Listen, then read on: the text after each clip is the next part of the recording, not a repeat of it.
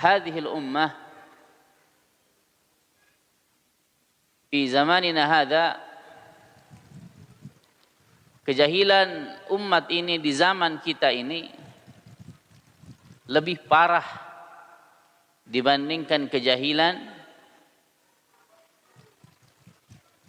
umat yang dengannya Nabi sallallahu alaihi wasallam diutus, yaitu Arab jahiliyah. Namun dengan apa yang terjadi dari banyaknya penyimpangan dalam perkara agama, menunjukkan bahwasanya kebodohan yang dialami oleh umat Islam khususnya di zaman kita ini lebih besar, lebih memprihatinkan daripada kebodohan yang dialami oleh orang-orang kafir Quraisy ketika Nabi sallallahu alaihi wasallam diutus.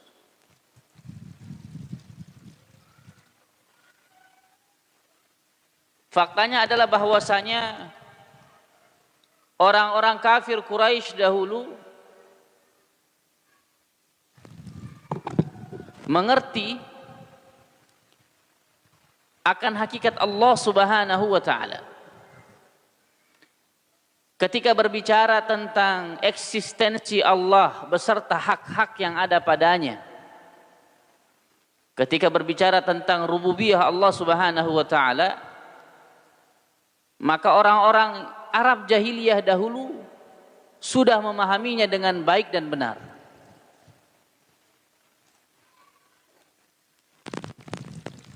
Sehingga jamaah yang dimuliakan oleh Allah Subhanahu wa taala, adapun yang menjadikan mereka menolak akan dakwah Nabi sallallahu alaihi wasallam adalah karena seruan agama ini memerintahkan agar kemudian kita tidak mempersekutukan Allah dengan sesuatu apapun. Dan kenyataannya apa yang dialami oleh umat ini, bahwasanya umat Islam saat ini tidak hanya perkara ibadah, tidak hanya pada perkara tauhid ibadah saja mereka jahil, bahkan pada perkara rububiyah Allah Subhanahu wa taala pun mereka tidak mengerti. Sehingga wajar jamaah yang dimuliakan oleh Allah Subhanahu wa taala, bab-bab akidah dan tauhid ini adalah bab yang begitu penting dan urgen untuk dijelaskan dan disampaikan kepada seluruh kaum muslimin, khususnya di zaman ini. Maka walhamdulillah pada kesempatan di malam hari ini kita akan kembali mengawali pembahasan akidah yang mungkin pada kesempatan malam hari ini kita masih membahas terkait dengan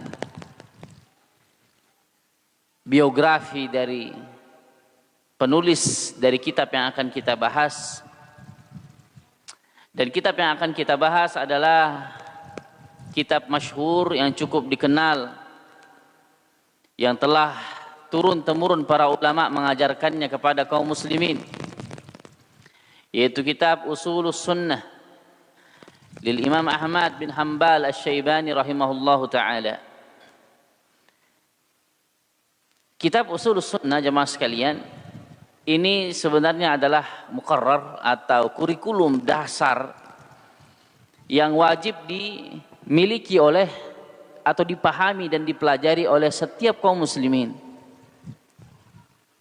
Dikarenakan apa yang beliau tulis di dalam kitab tersebut menjelaskan tentang poin-poin manhaj yang benar. Kitabnya tidak besar. Dia adalah risalah kecil.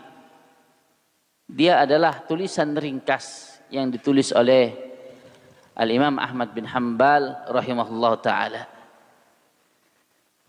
Tetapi manfaatnya, dampaknya, keberkahannya, dan ilmu yang terkandung di dalamnya begitu luas sehingga para ulama berlomba-lomba memberikan syarah penjelasan dari kitab beliau. Dan insyaallah di pertemuan-pertemuan selanjutnya kita akan mengambil beberapa pelajaran-pelajaran, mengutip faedah-faedah yang dituliskan oleh para ulama terkait dengan poin-poin dari catatan dan tulisan yang ditulis oleh Al-Imam bin Ahmad bin Hanbal di dalam buku tersebut. Tapi jemaah yang dimuliakan oleh Allah Subhanahu wa taala, Imam Ahmad bin Hanbal, sebelum kita pelajari dan kenali diri beliau dari hal-hal yang mendasar yang ada pada diri beliau rahimahullah taala, kaum muslimin mengenal Imam Ahmad bin Hanbal sebagai nasirus sunnah, sebagai pembela sunnah. Di samping beliau ada imam-imam mazhab. Ada Imam Abu Hanifah, Imam Malik bin Anas, ada Imam Muhammad bin Idris Syafi'i. Kemudian ada Imam Ahmad bin Hanbal, Ahmad bin Muhammad bin Hanbal Asy-Syaibani rahimahullah ta'ala. Salah satu daripada kelebihan beliau dan mengapa banyak sekali kita dapati rujukan-rujukan manhaji itu lebih banyak kepada pendapat-pendapat Imam Ahmad bin Hanbal rahimahullah ta'ala. Dikarenakan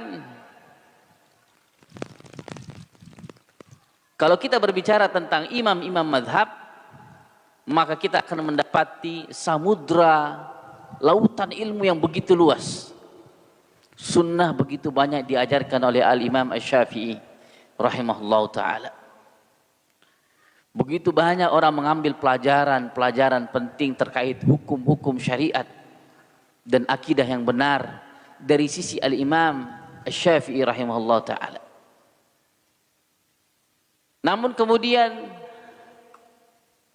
itu tidak menafikan keadaan bahwasanya di saat itu pula banyak orang-orang yang hendak memasukkan pemahaman-pemahaman menyimpang ke dalam pemikiran kaum muslimin di saat itu.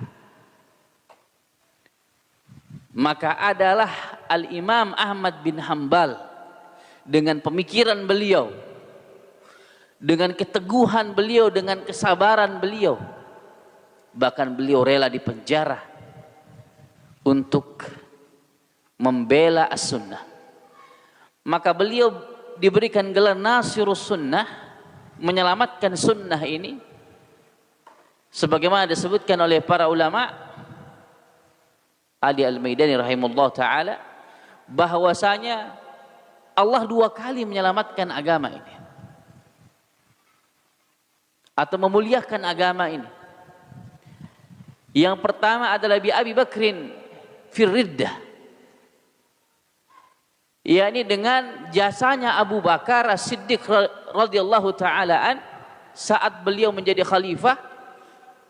Ketika Rasulullah sallallahu alaihi wasallam meninggal dunia, kaum muslimin yang lemah imannya menyadari bahwa nabi itu kemudian sudah meninggal.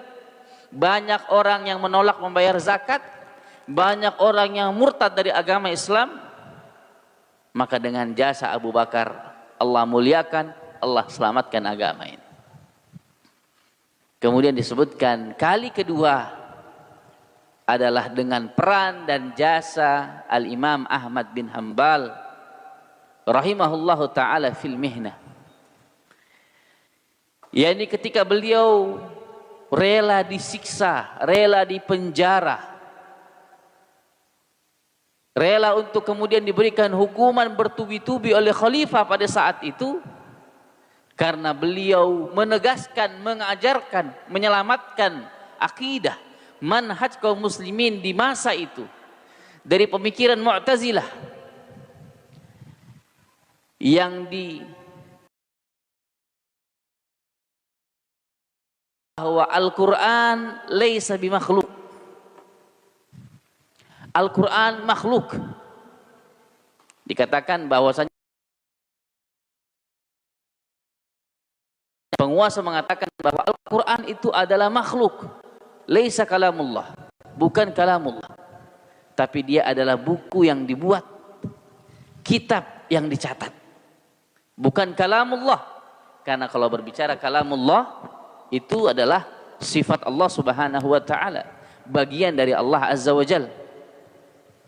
Maka kemudian Imam Ahmad menyelamatkan akidah kaum muslimin dengan jasa beliau. Sekiranya beliau pada saat itu tidak memperjuangkan akidah ini, mungkin sampai saat ini kita tidak mengenal kalamullah.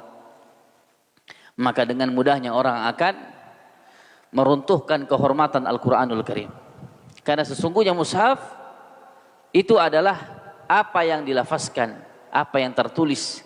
Tetapi apa kemudian yang kita baca, itulah kalamullah. Kalau kita berbicara tentang mushaf, yang kita baca dia makhluk, ya, kertasnya makhluk, catatannya makhluk, ya kan, tinta yang tertulis padanya makhluk. Ketika misalkan kami membaca Bismillahirrahmanirrahim, Alhamdulillahirabbil alamin, antum dengar suara saya itu makhluk. Tetapi kemudian yang mana dikatakan sebagai kalamullah adalah apa yang kita baca itu. Karena itu adalah bagian dari Allah Subhanahu wa taala, adalah ucapan Allah Azza wa Jalla. Seperti misalkan saya berbicara, antum mendengar, itu suara saya, bagian dari saya. Itu adalah ucapan. Maka kemudian apa yang kita baca itu adalah kalamullah. Maka pada saat itu Al-Imam Ahmad bin Hanbal rahimahullahu taala kemudian menyelamatkan bahwa penguasa hendak mengeneralisir setiap bacaan ataupun yang dibaca ataupun yang termaktub itu semua adalah makhluk. Barakallahu fikum jamaah yang dimuliakan oleh Allah Subhanahu wa taala. Inilah Al-Imam. Kami juga saat belajar dahulu mendapati pondasi-pondasi manhaj ketika mempelajari kitab ini. Ketika belajar manhaj, khususnya mengenal manhaj salafus saleh, kami mengkaji kitab ini, kitab Ushulus Sunnah lil Imam Ahmad bin Hanbal, yang kemudian apa yang terkandung di dalamnya meredam semua ego kita di dalam belajar. Dan menarik insyaallah apabila kita dimudahkan untuk kemudian mempelajari dan menyelesaikannya. Karena di dalamnya itu adalah prinsip-prinsip dasar bagaimana seseorang itu bisa menjadi seorang ahlus sunnah sesungguhnya. Karena disebutkan usulus sunnah indana, dasar-dasar pokok-pokok sunnah menurut kami adalah, maka beliau sampaikan apa prinsip-prinsipnya. Kenapa ini dibuat ringkas oleh beliau di dalam catatan beliau untuk memudahkan kita. Walaupun disebutkan oleh para ulama tidak semua prinsip manhaj salafiyah ada padanya, tetapi itu adalah pondasi awalnya. Sehingga dengan mempelajari dengan pembahasan yang ringkas yang disebutkan oleh beliau, memudahkan kita untuk mungkin menghafalkannya, memudahkan kita untuk mengingatnya. Karena terkadang seseorang itu butuh kepada usul. Makanya ulama ahli usul itu adalah ulama-ulama yang bijak di dalam beragama dan berfatwa. Kenapa? Karena banyak usul yang beliau kuasai, mereka kuasai. Usul itu bisa kita katakan sebagai kaidah-kaidah dasar, ya. Pondasi-pondasi dasar di dalam beragama. Jika dia menguasai pondasi-pondasi usul tersebut atau usul-usul beragama, maka seseorang mudah di dalam memahami dan mengamalkan agama ini. Termasuk juga usul manhaj adalah usul sunnah. Pondasi kita di dalam bermanhaj inilah usul sunnah lil Imam Ahmad bin Hanbal rahimahullahu taala. Tapi jemaah yang dimuliakan oleh Allah Subhanahu wa taala, Ahmad bin Hanbal rahimahullahu taala disebutkan nama lengkap beliau adalah Ahmad bin Muhammad bin Hanbal.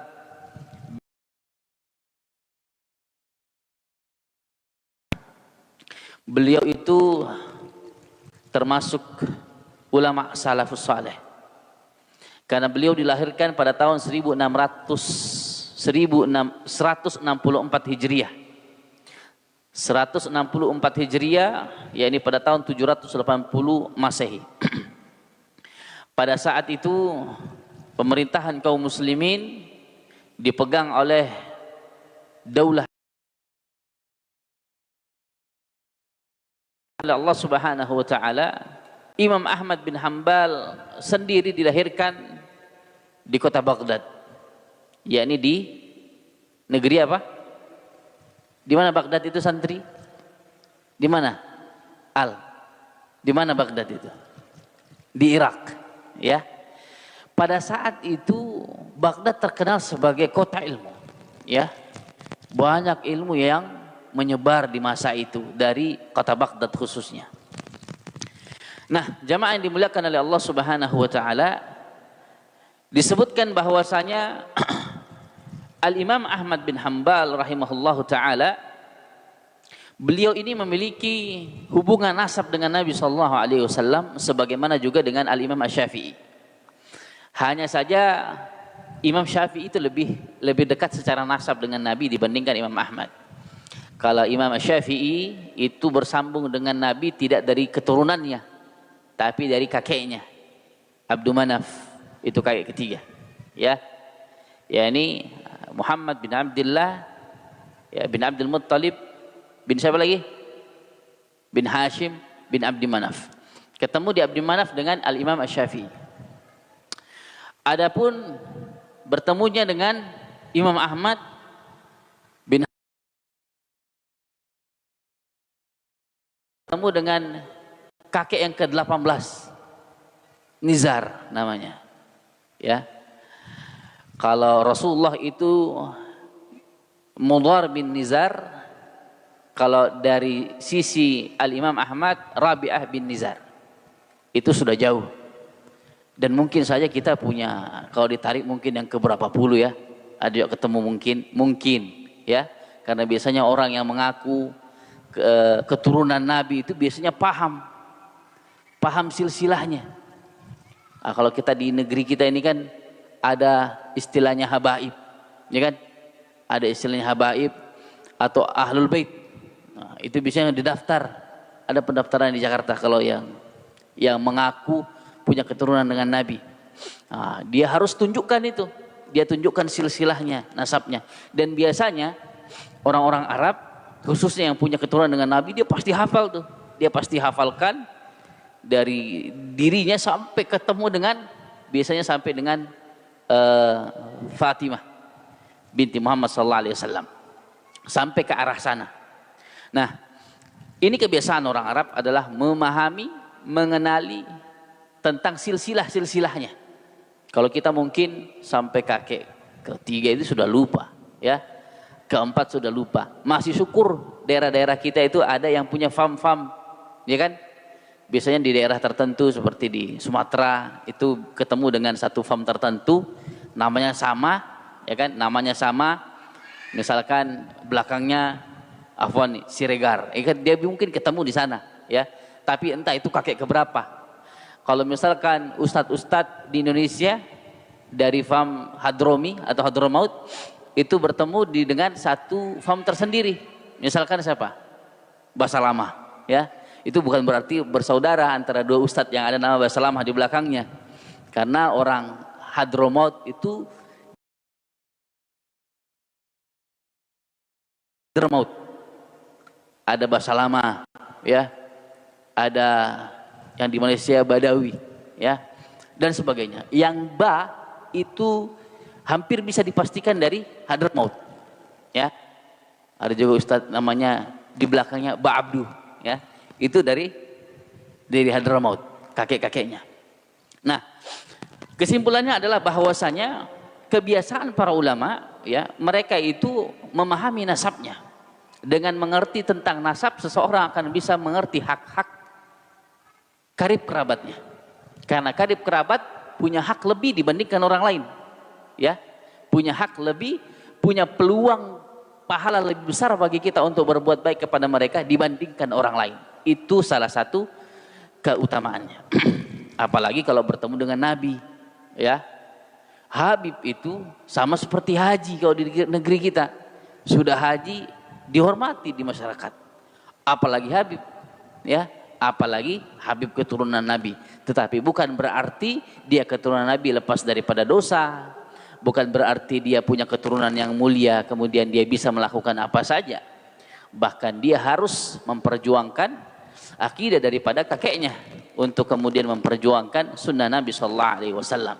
Sebagaimana pula yang ada pada diri Al-Imam Ahmad bin Hanbal rahimahullahu taala.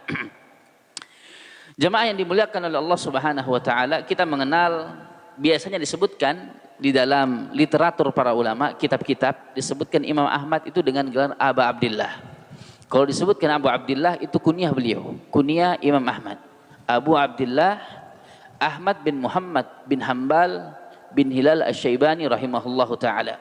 Di dalam beberapa catatan disebutkan tidak dinukilkan Muhammadnya, langsung Ahmad bin Hanbal, langsung ke kakeknya, ya, Ahmad bin Hanbal. Padahal sesungguhnya Ahmad bin Muhammad bin Hanbal Asy-Syaibani rahimahullahu taala. Ahmad rahimahullah ta'ala, Al-Imam Ahmad rahimahullah ta'ala masa kecilnya adalah anak yatim yang miskin. Beliau diasuh oleh ibunya, ya, dengan perjuangan seorang single parent, ibu dengan segala pengorbanannya untuk kemudian bercita-cita menjadikan anaknya menjadi ulama besar. Dengan doa dan sokongan, motivasi-motivasi yang datang dari orang tuanya tersebut, maka kemudian semangat menuntut ilmu ini ada pada diri Al-Imam Ahmad bin Hanbal rahimahullah ta'ala. Kita bisa merasakan bagaimana semangatnya para ulama dahulu di dalam mengambil ilmu, jamaah sekalian.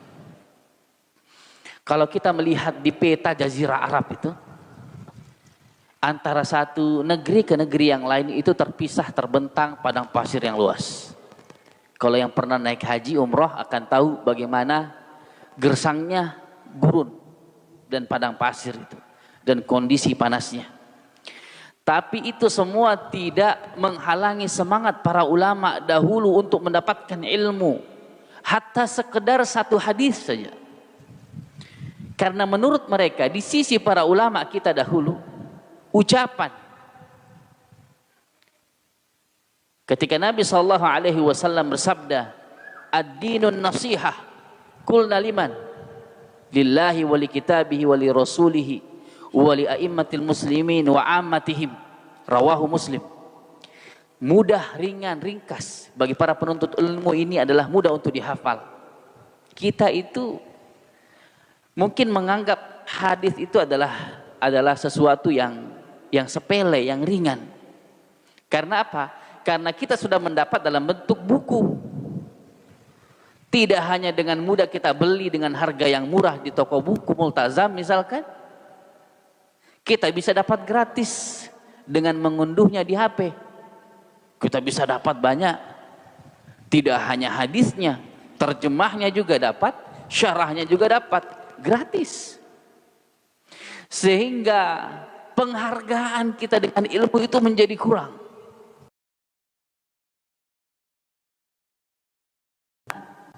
Ada temannya, ada saudaranya, saya dapat hadis ini langsung dari perawinya. Di mana dia berada? Di Yaman misalkan. Al-Imam Ahmad dari Irak berjalan kaki mengikuti kafilah-kafilah misalkan untuk pergi mendapatkan satu hadis. Dan antum bisa lihatlah di peta itu bagaimana, tidak ada mobil di saat itu, tidak ada angkutan umum, apalagi pesawat. Bahkan dikisahkan begitu prihatinnya, begitu mengkhawatirkan kondisi-kondisi beliau di saat itu. Beliau pernah kehabisan bekal. Tapi salah satu kesyukuran yang beliau dapati adalah beliau mendapatkan warisan dari ayahnya. Ya, ada warisan yang bisa menjadi modal untuk menuntut ilmu. Sehingga wajar para ulama menyebutkan belajar itu juga butuh uang, butuh biaya, butuh dana. Karena sekarang kan coba antum lihat sekolah, mahal-mahalnya itu. Uang gedungnya saja juta-jutaan sekarang. Saya dulu pernah mondok awal 2000-an uang masuk 2 juta. Saya lihat lagi di website pondok itu, sekarang hampir 30 juta uang masuk. Peminatnya tidak kurang 100-an setiap tahunnya. Menunjukkan bahwa terkadang menuntut ilmu tidak jauh kita berbicara tentang biaya. Karena itu juga akan menunjang pendidikan. Termasuk juga mungkin di Ar-Raudhah ini, ya. Ar-Raudhah kan juga lembaga pendidikan. Tapi pelan-pelan lah, ya. Jangan kemudian karena terlalu berambisi, ya, kemudian akhirnya mengorbankan keinginan para ikhwan, misalkan ada yang kurang mampu untuk kemudian menyekolahkan anak kita. Maka sebagai sekolah yang mendakwakan, mengajarkan sunnah, prinsip kita tetap bagaimana profit itu nomor keberapa, ya. Terpenting itu adalah bagaimana generasi-generasi kita bisa mengenal agama ini dengan benar, ya, dididik dengan cara yang benar. Barakallahu fikum jamaah yang dimuliakan oleh Allah Subhanahu wa taala. Ini semangat Al-Imam Ahmad. Semoga itu tertular pada diri kita semua. Tertular pada diri kita semua. Saya baru baca tadi di hari ini atau kemarin di salah satu postingan salah satu ikhwan di grup kita lah, ya. Salah satu penyakit dari kita ini yang sudah terlibat dari keilmuan adalah dalam majelis, malas ke majelis. Merasa sudah punya peran. Dan ini nasihat untuk saya juga pribadi. Dan kepada seluruh ikhwan yang merasa punya peran terhadap majelis. Entah dia sebagai posting, share. Terkadang ada urusan-urusan dunia yang kemudian kita anggap itu berat, besar, sehingga mengorbankan majelis. Bagaimana kemudian kita bisa mendapatkan bagian yang besar dari keberkahan ilmu yang dibawa oleh Imam Ahmad, risalah yang datang dari Nabi SAW, kalau kita menyepelekan satu majelis, ya, kita menyepelekan majelis-majelis yang diselenggarakan oleh lembaga yang ini adalah sebuah nasihat untuk kita semua. Karena di dalam mengajarkan dakwah sunnah, nomor 1 itu majelis ilmu. Nomor 1 itu majelis ilmu, bukan yang lainnya. Terkenal akan dilihat sebagai ahlus sunnah kalau dia tidak malas untuk menghadiri majelis ilmu. Itulah ahlus sunnah sesungguhnya.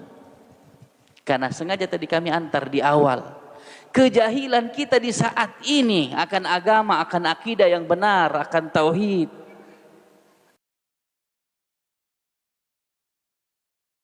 Kejahilannya kafir Quraisy dahulu. Nah, oleh karena itulah kita ambil spirit semangatnya Imam Ahmad bin Hambal dengan roti. Ada roti dikenal, saya lupa namanya. Di Arab itu ada roti keras bisa bertahan 1 tahun. Keras kayak batu. Mungkin kalau lempar anjing lari anjingnya. Keras. Itu nanti dia lunak kalau sudah dikasih kuah panas. Nanti lunak. Ini bekalnya para ulama dahulu. Kami diceritakan itu adalah roti-roti yang dibawa oleh para ulama. Bekal para ulama ketika mereka menuntut ilmu. Keras. Biasa kena debu. Jadi kalau mau dimakan dibersihkan dulu. Ditiup-tiup. Hilang debunya baru dicelupkan pada kuah-kuah tertentu. Karena ini bekal yang mereka bawa untuk menuntut ilmu agama. Tapi jemaah yang dimuliakan oleh Allah Subhanahu wa taala, saking begitu semangatnya beliau di dalam menuntut ilmu, bahkan ketika beliau sudah menjadi seorang imam besar, beliau ditanya, "Sampai kapan engkau bersungguh-sungguh memaksakan diri di dalam menuntut ilmu?" Terkenal dengan jawaban beliau, "Dengan tinta sampai liang lahat." Dengan tinta sampai liang lahat. Maksudnya apa? Mencatat ilmu terus, membaca ilmu terus sampai liang lahat, sampai mati. Berarti penuntut ilmu dekat dengan tinta, dekat dengan tulisan, dekat dengan buku. Walaupun kemudian terkadang buku bisa digantikan dengan HP, tapi belum cukup untuk menggantikan kemuliaan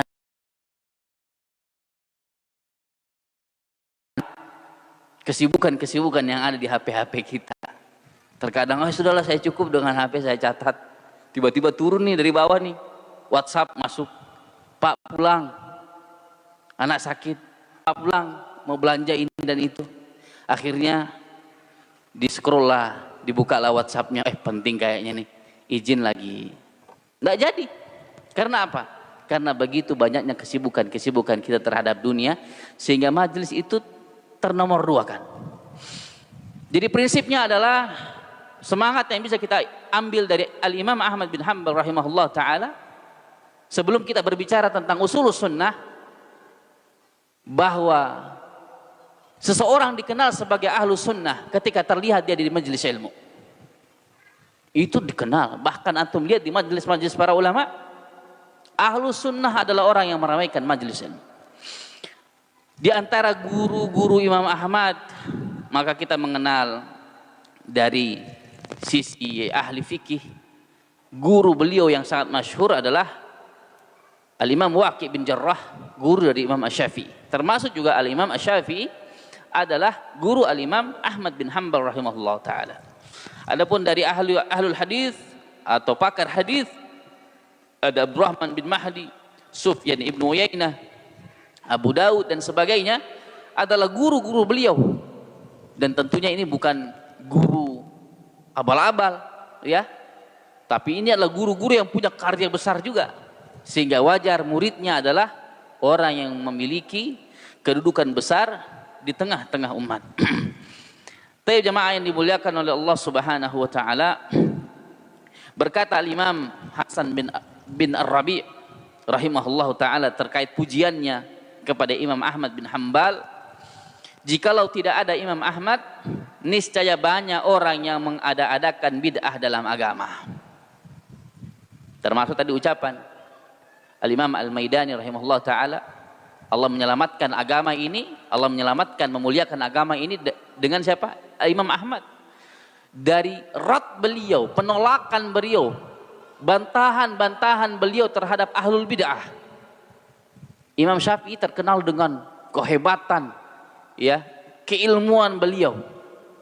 Tapi kemudian muridnya muncul untuk mengawal ilmu tersebut daripada kebid'ahan, penyimpangan. Imam Syafi'i itu lautan ilmu, lautan hikmah. Tapi kemudian lautan hikmah tersebut harus dikawal dengan bantahan-bantahan dari kepada ahlul bid'ah yang hendak menggerogoti ilmunya Al-Imam Asy-Syafi'i. Maka Imam Ahmad adalah pembela sunnah, pembawa sunnah, pengajar sunnah Imam Asy-Syafi'i. Maka yang membela dari kebid'ahan, penyimpangan adalah murid beliau, Al-Imam Ahmad bin Hanbal rahimahullahu ta'ala.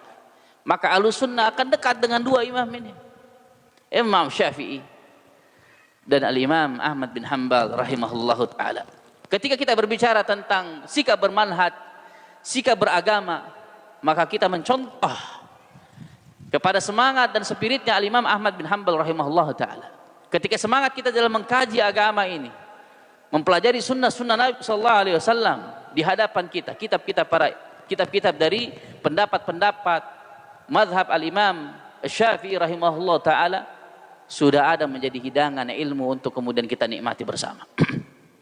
Tapi jemaah yang dimuliakan oleh Allah Subhanahu wa ta'ala, Al-Imam Ahmad bin Hanbal rahimahullahu ta'ala adalah imam yang juga menelurkan banyak karya.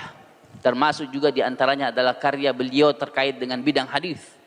Ada kitab Al-Musnad, ya. Musnad Imam Ahmad adalah kitab yang berbicara tentang hadis-hadis Nabi sallallahu alaihi wasallam dengan semua ijtihad upaya beliau untuk menyelamatkan dan menjaga keabsahan hadis-hadis Nabi sallallahu alaihi wasallam. Maka beliau menelurkan karya populer tersebut, yakni Musnad Imam Ahmad yang dikenal oleh kita semua.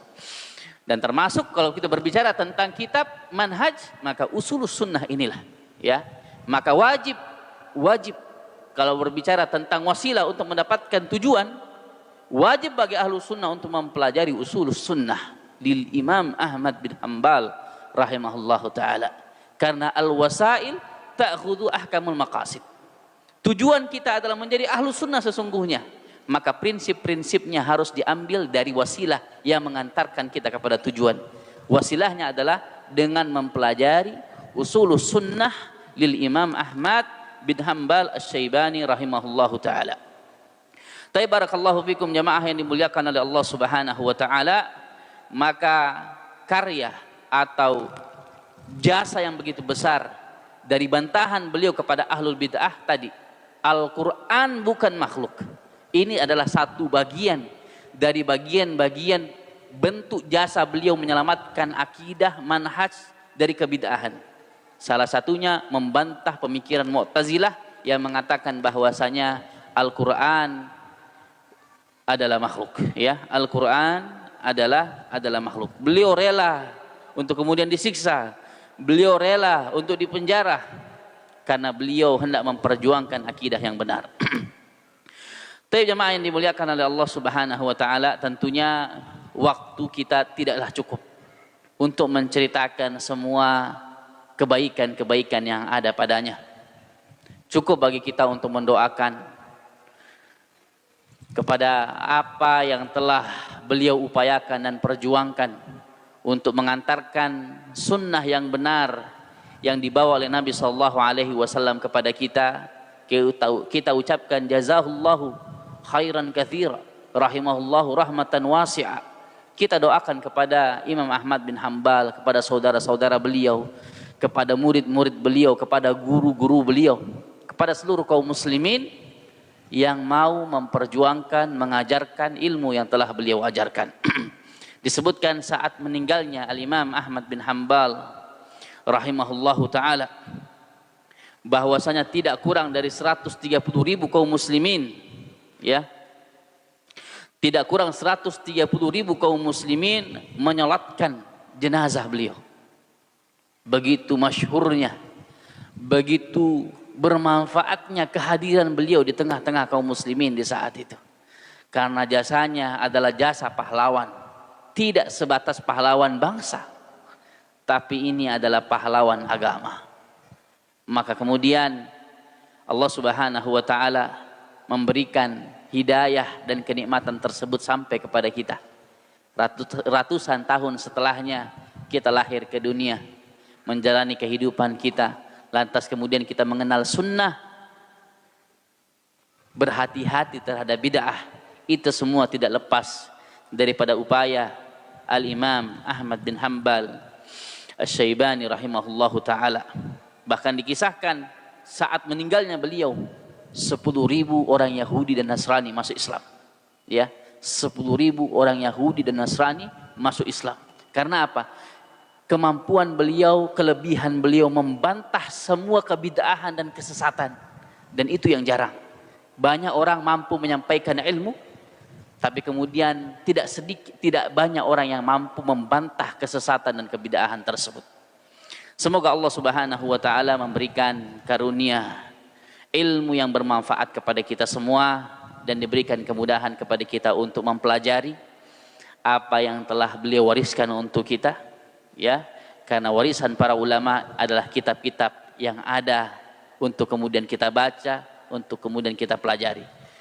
Mudah-mudahan kitab ini bisa disiapkan oleh pengurus, nanti bisa ditawarkan kepada ikhwan yang mau mempelajarinya, nanti bisa dicari di toko-toko buku, terjemahannya saja, bisa syarahnya juga, ya, sudah ada terjemahan dari matan usul sunnah, kalau mau yang ringkas dan murah, kalau yang mau lebih berbobot dengan syarahnya, bisa untuk dibeli atau disiapkan. Karena sekali lagi, usul manhaj adalah usul sunnah. Pondasi bermanhaj yang benar adalah usul sunnah lil Imam Ahmad bin Hanbal rahimahullahu ta'ala. Demikianlah pelajaran kita di kesempatan malam hari ini. Semoga Allah Subhanahu wa ta'ala mengokohkan dan meneguhkan hati-hati kita di atas iman dan Islam, di atas hidayah, tauhid dan sunnah, dan kemudian dengannya kita bisa berjumpa dengan Nabi sallallahu alaihi wasallam untuk masuk ke dalam surganya Allah Subhanahu wa taala, menatap wajah Allah tabaraka wa taala. Kita akhiri majelis kita dengan membaca doa kafaratul majlis. Subhanakallahumma wa bihamdika asyhadu an la ilaha illa anta astaghfiruka wa atubu ilaik. Wa akhiru da'wana anil hamdulillahi rabbil alamin. Tsumma assalamualaikum warahmatullahi wabarakatuh. Tafaddalu barakallahu fikum.